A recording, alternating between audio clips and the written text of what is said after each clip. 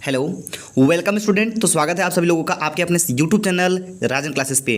तो दोस्तों आज के इस वीडियो में हम आपको बताने वाले हैं हिंदी के कुछ महत्वपूर्ण जो कि हिंदी साहित्य का इतिहास है, क्योंकि बोर्ड एग्जाम है। यहाँ से आपका जो पहला क्वेश्चन दिखेगा वो आपको विकल्पी में यही देखने को मिलेगा कि हिंदी साहित्य का इतिहास कौन कौन से प्रश्न पूछे जाते हैं, और ये पूरा 10 नंबर का होता है दोस्तों। ठीक है, अगर शुरुआत 10 नंबर से है तो इसके बाद वाला जो क्वेश्चन आएगा वो भी 10 नंबर का ही आता है। तो चलिए कुछ महत्वपूर्ण जो टॉपिक है आज हम इस वीडियो में डिस्कस करने वाले हैं। आप लोगों को याद भी हो जाएगा, प्रैक्टिस भी हो जाएगी। तो आज से हम ये हिंदी का क्लास शुरुआत करते हैं। तो ध्यान दीजिएगा, सबसे पहले इसमें बोला जा रहा है, क्या बोला जा रहा है कि नई कविता युग की रचना है। कौन सी युग की रचना है बेटा? पहला ऑप्शन दिया है आपका, पहला आप दिया आपका याभा, ठीक है। दूसरा है आपका खुशबू के शिलालेख, और तीसरा ऑप्शन ग है प्रलय सृजन, और चौथा है पुरूरवा। तो चलिए आप हमको ये बताइए कि इन सब में से कौन सा सही उत्तर होगा। ठीक है, पहला ऑप्शन सही होगा या दूसरा होगा या तीसरा होगा या चौथा होगा। चलिए साथ साथ हल करते हैं। सभी लोग कमेंट करके बताइए, देखिए कितने लोगों का सही होता है, क्योंकि यहाँ पे तैयारी बहुत ही बेहतरीन हो जाएगी अगर आप इस तरीके से बताएंगे। तो फाइनली हम लास्ट में बताएंगे तो आप अपने आंसर को मिला पाएंगे कि किसका सही और किसका गलत है। तो चलिए जल्दी जल्दी बताइए, नई कविता की युग की रचना है। चलिए फटाफट दिए। तो अगर हम आपको बताएं तो इसका जो सही उत्तर होगा दोस्तों, वो सही और जो सटीक उत्तर होगा वो आपका कौन सा ऑप्शन सही है? ये वाला, इसको आप लोग टिक कर लीजिए, पुरूरवा। ठीक है, तो नई कविता युग की रचना क्या है? पुरूरवा है। इसी के साथ हम बात करेंगे क्वेश्चन नंबर 2 पे। ये देखिए ये वाला क्वेश्चन, ठीक है। इसमें क्या बोला जा रहा है? भारतेंदु हरिश्चंद्र द्वारा प्रकाशित पत्रिका है। कौन सा है बेटा? पहला है आपका सरस्वती, दूसरा है आपका कल्पना, और तीसरा आपका है ग वाला कविवचन सुधा, और चौथा है घ वाला ज्ञानोदय।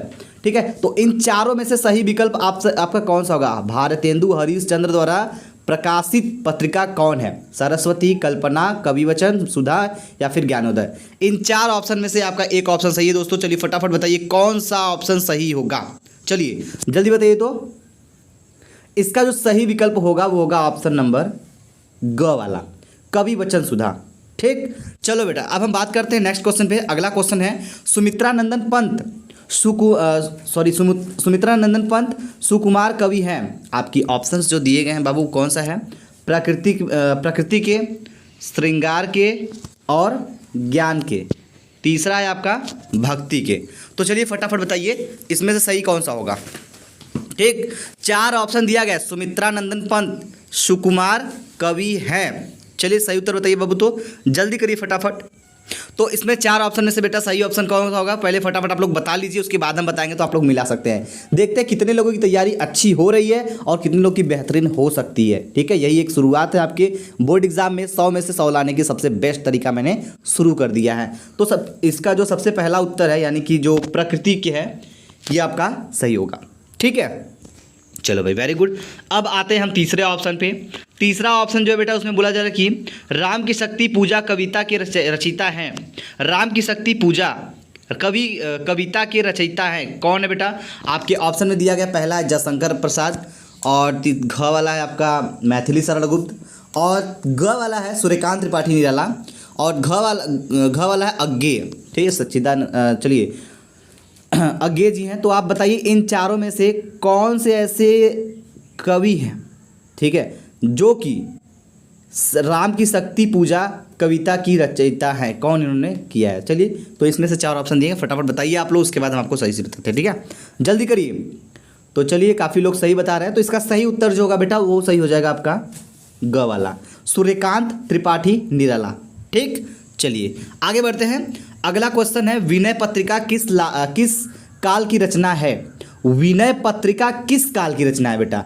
आपके ऑप्शन में दिया गया, पहला है आपका आदिकाल है, दूसरा है भक्ति काल, तीसरा है रीतिकाल, चौथा है आधुनिक काल। तो इन 4 ऑप्शंस में से आपका जो सबसे सही होगा ऑप्शन वो कौन सा होगा? तो चलिए फटाफट बताइए, विनय पत्रिका किस काल की रचना है? ठीक है, चलो बेटा विनय पत्रिका, चलिए हम आपको बताते हैं। ठीक है, बाकी लोग बता रहे हैं, फटाफट बता लीजिए भाई। Very good. चलिए तो अब इसका सही उत्तर क्या हो जाएगा? विनय पत्रिका जो है वो आपका आधुनिक काल का है। ठीक है बेटा, ये वाला ऑप्शन सही होगा, घ वाला। विनय पत्रिका किस काल की रचना है? आधुनिक काल। क्लियर हो गया? चलो भाई अब चलते हैं नेक्स्ट क्वेश्चन पे। अष्टछाप के कवि नहीं हैं। देखिए ध्यान दीजिएगा, जब भी आपको बोर्ड एग्जाम में क्वेश्चन मिलेगा, क्वेश्चन को पूरा ध्यान से देखिएगा। कभी कभी नहीं है पूछ देता है, उसी में सब लोग डाउट हो जाते हैं। तो ये चीज़ बहुत ही ध्यान दीजिएगा कि यहाँ पे दिया गया अष्टछाप के कवि नहीं है। तो इन 4 ऑप्शन में से कौन से ऐसे कवि हैं जो अष्टछाप के कवि नहीं हैं? पहला ऑप्शन है परमानंद दास, दूसरा है गोविंद स्वामी, तीसरा है ईश्वरदास, चौथा है यानी घ वाला नंददास। तो इसमें से सही बताइए कौन सा है, अष्टछाप के कवि कौन नहीं है? तो इसका सही उत्तर होगा, देखिए बेटा बता दे, परमानंद दास जो है ये तो अष्टछाप के कवि हैं, नंददास जी भी हैं, लेकिन इसमें से ये जो ग वाला ऑप्शन है ईश्वरदास, ये आपके अष्टछाप के कवि नहीं हैं। इसलिए ऑप्शन नंबर जो ग है वो आपका सही हो जाएगा। ठीक है बेटा, चलो इसके बाद हम बढ़ते हैं क्वेश्चन नंबर नेक्स्ट पे। निम्न में से कौन मैथिली सरल गुप्त की रचना है? क वाला ऑप्शन दिया है आंगन के पार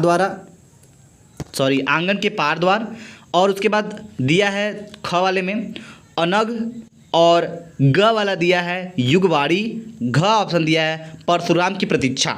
तो बेटा हमको ये बताइए कि इसमें से कौन सा ऐसा ऑप्शन है जो कि मैथिली सरल गुप्त की रचना नहीं है? चलो बेटा फटाफट बताइए। तो चलो वेरी गुड, बताइए जल्दी करिए। तो आपका इसमें से जो सही उत्तर होगा बेटा वो कौन सा होगा? वो होगा ऑप्शन नंबर जो सही है, ऑप्शन नंबर ख, यानी कि अनघ। ये जो ऑप्शन है ये मैथिली सरल गुप्त जी की रचना नहीं है। ठीक है, आगे बढ़ेंगे हम लोग। सुमित्रा नंदन पंत को चिदम्बरा कृति पर पुरस्कार मिला था। ये बहुत ही मोस्ट इंपॉर्टेंट क्वेश्चन है दोस्तों।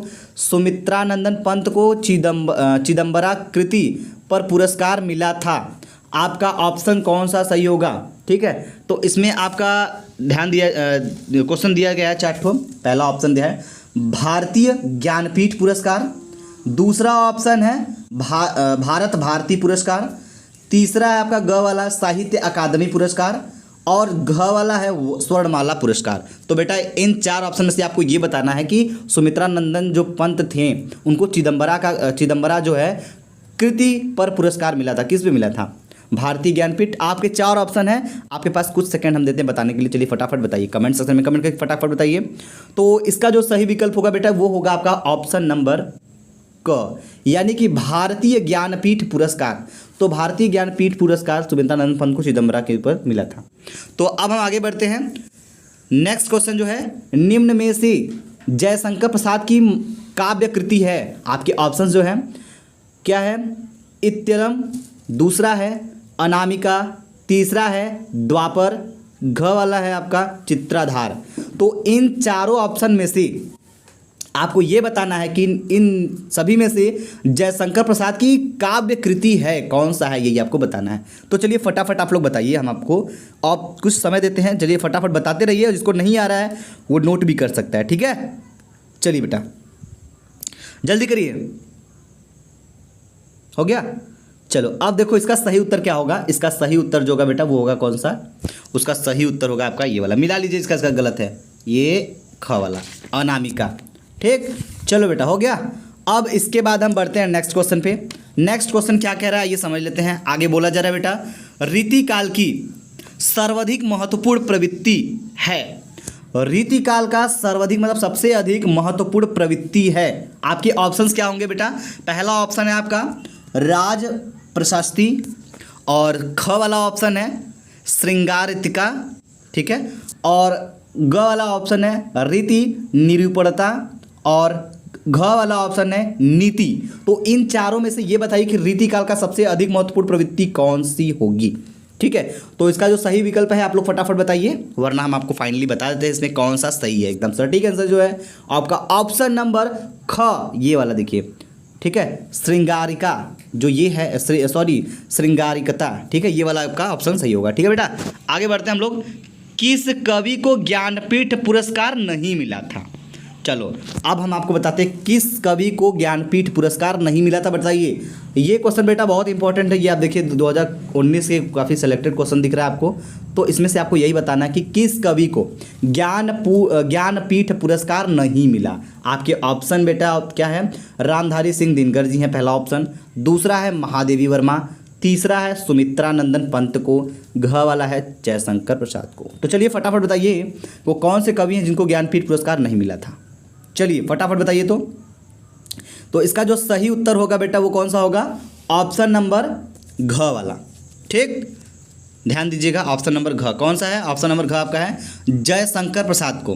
तो ये कवि हैं जो इनको कि आपको ज्ञानपीठ पुरस्कार नहीं मिला था। ठीक, चलिए अब हम आते हैं नेक्स्ट क्वेश्चन पे। अगला क्वेश्चन है सुमित्रा नंदन पंत की रचना नहीं है।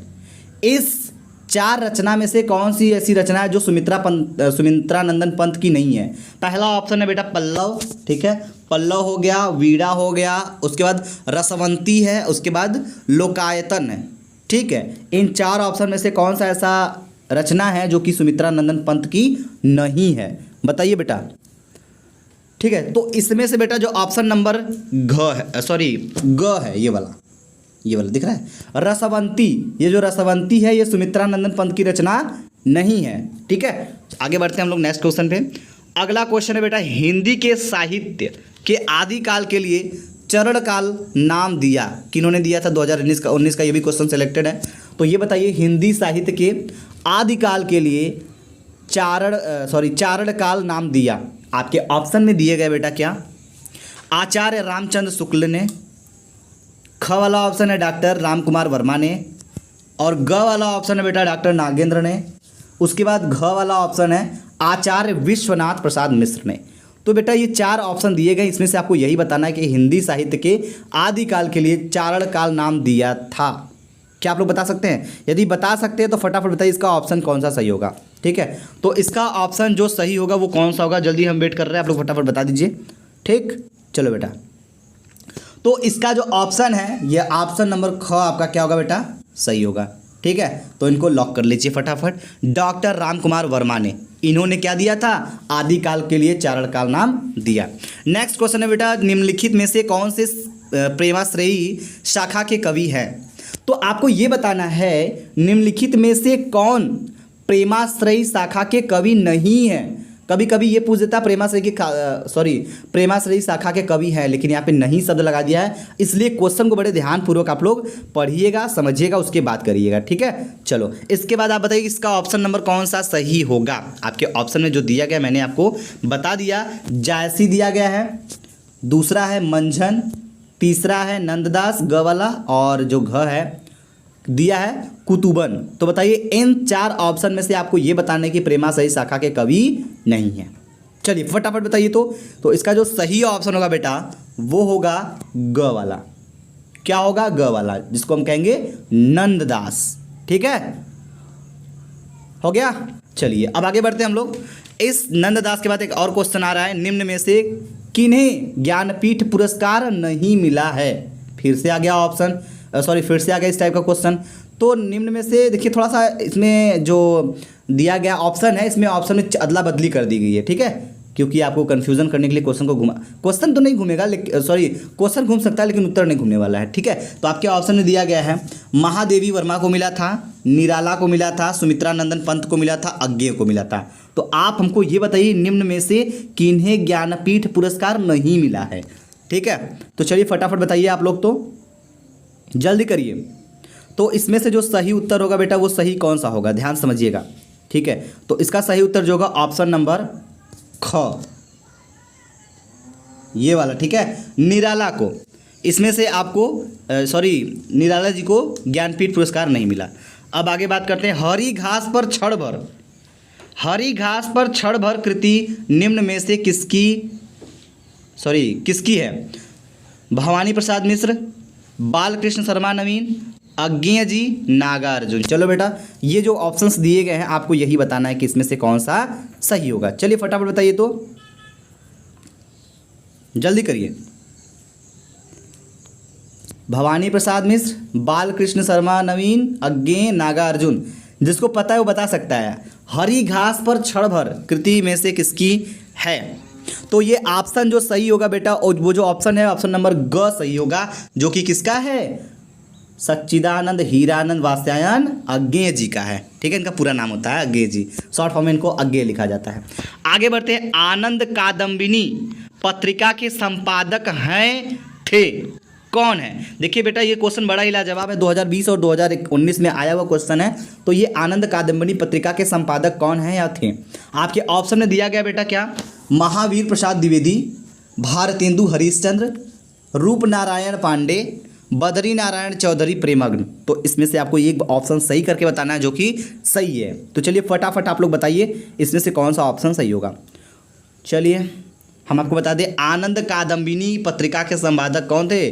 बद्री नारायण चौधरी प्रेमग्न। ये वाला ऑप्शन बेटा आपका सही है, इसको आप टिक कर लीजिए। ठीक है, अब आगे बढ़ते हैं हम लोग। इसके बाद आपका नेक्स्ट क्वेश्चन दिया गया है, निम्नलिखित में से प्रयोगवादी कवि है कौन है बेटा? निम्नलिखित में से प्रयोगवादी कवि कौन है? आपका ऑप्शन दिया है क वाला महादेवी वर्मा जी हैं, ये वाला। ठीक है, उसके बाद आपका सेकंड ऑप्शन है सुमित्रा नंदन पंत हो गया। ठीक है, थर्ड ऑप्शन हो गया अज्ञेय, और घ वाला हो गया डॉक्टर नागेंद्र। तो बताइए इनमें से कौन से कवि हैं जो प्रयोगवादी के हैं? चलो भाई फटाफट आप लोग बताइए। ठीक है, फटाफट आप लोग बताते रहिए। अब हम आपको बता दें इसमें जो सही उत्तर होगा, ये ऑप्शन नंबर कौन सा सही होगा? सच्चिदानंद हीरानंद वासयन अज्ञेय, जिनको शॉर्ट फॉर्म में अज्ञेय कहा जाता है। ठीक है, ये प्रयोगवादी के कवि हैं। अगला क्वेश्चन है बेटा छायावाद काल। ठीक है, छायावाद काल का काल निर्धारण कीजिए। आपका ऑप्शन दिया गया बेटा सन 1922 तक। ठीक है, सन 1938 से 1943, सन 1919 से 1938, सन 1943 से अब तक। तो छायावाद काल का निर्धारण कीजिए। आप हमको बताइए फटाफट इसका सही उत्तर क्या होगा। तो छायावाद काल का जो समय है बेटा, इसमें से कौन सा ऑप्शन सही होगा, ये ध्यान दीजिएगा। इसका ऑप्शन नंबर ग, यानी कि ये सन 1919 से 1938 ईस्वी तक। ठीक है, इसके बाद आपका नेक्स्ट क्वेश्चन है प्रगतिवाद। ठीक है, प्रगतिवाद का मुख्य आधार है। आपके ऑप्शंस में दिए गए बेटा, पहला है प्रजातंत्र, दूसरा है राष्ट्रीय पुनर्जागरण, ग वाला है आपका साम्यवाद, और घ वाला है आपका समाज सुधार। तो प्रगतिवाद का मुख्य आधार क्या होगा, इसका सही विकल्प क्या होगा? ठीक है, चलिए ये वाला क्वेश्चन आपका 2022 में भी आया गया था, पूछा गया था। ठीक है, तो इसका जो सही उत्तर होगा बेटा वो ऑप्शन नंबर ग सही होगा। ठीक है, ग बोले तो साम्यवाद। क्लियर है? वेरी गुड, नोट कर लीजिए फटाफट, इसको जल्दी करिए, इसको नोट करिए। तो ये आपका सही हो गया। तो मैंने आज की इस वीडियो में जितना भी क्वेश्चन डिस्कस किया है, आप इन सभी को क्या करिएगा, रिवाइज कर लीजिएगा। ठीक है, ऐसे ही अब हिंदी की क्लास स्टार्ट हो गई बेटा, तो आपको अलग अलग क्वेश्चन अलग अलग तरीके से हम आपको प्रोवाइड कराते रहेंगे। गद्य पद्य जो भी है सबके टॉपिक्स एकदम बेसिक से क्लियर करेंगे। सो थैंक यू, मिलते हैं हम आपसे नेक्स्ट वीडियो में, तब तक के लिए जय हिंद जय भारत।